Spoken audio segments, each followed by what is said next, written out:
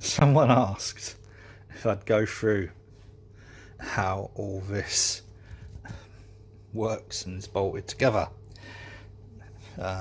So okay, this is a quick update because it's all done now, it's all finished. Quick update on the Keezer, the keg freezer. For a start, it was just a off free cycle freezer, built a frame around it. That's all in a previous video. Where are we now? We've got 7 taps. What have I done to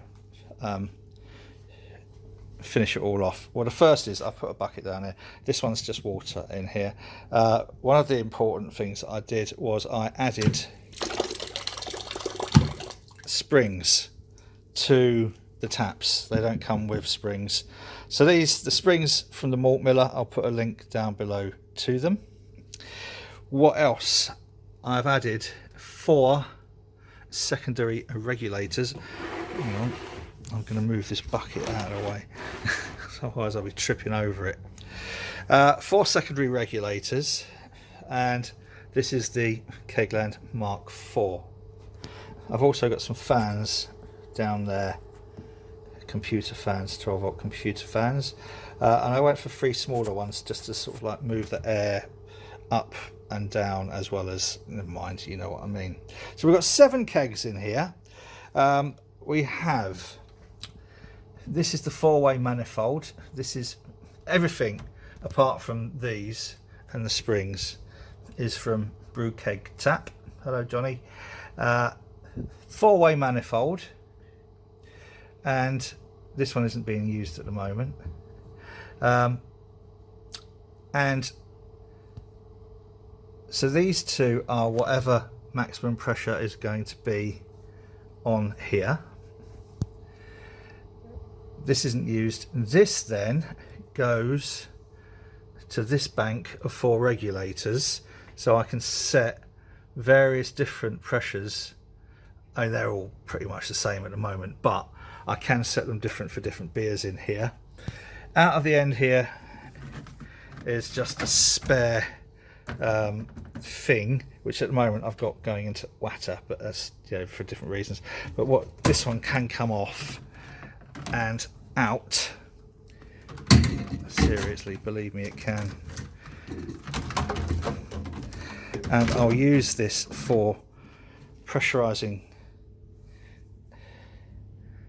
kegs that are going to go into conditioning. I'll put that back on there now, aren't I? Or what I'll sometimes do is go keg to keg, so I'll push that keg to keg and then just use a couple of black ball locks to go between the 2. Yes, so pretty much that is how it all bolts together.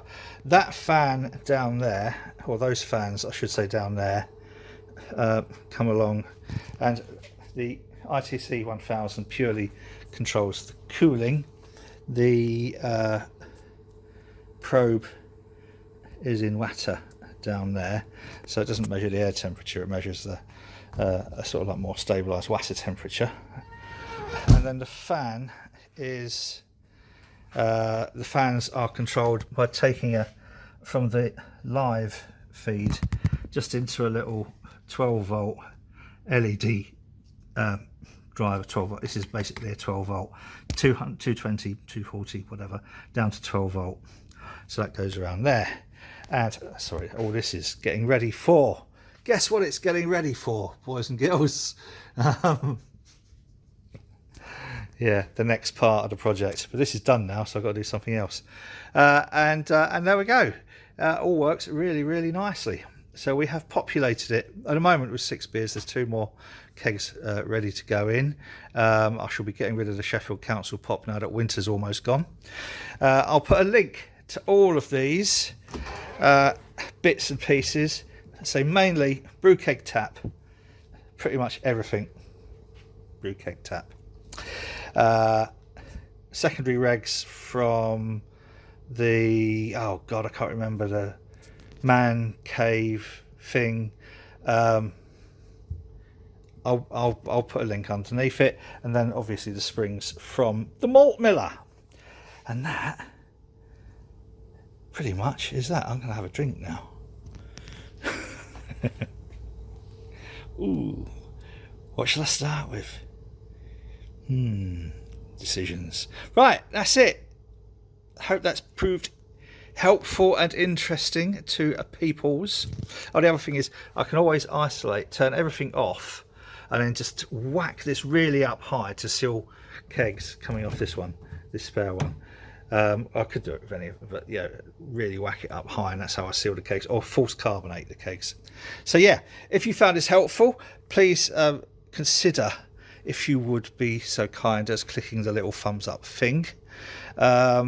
If you like this sort of nonsense, or want to follow the ongoing process of me doing my mucking aroundness, then and all the stuff that goes on in this weird workshop man shed, consider subscribing to my channel. Thanks ever so much, and I hope that has been interesting.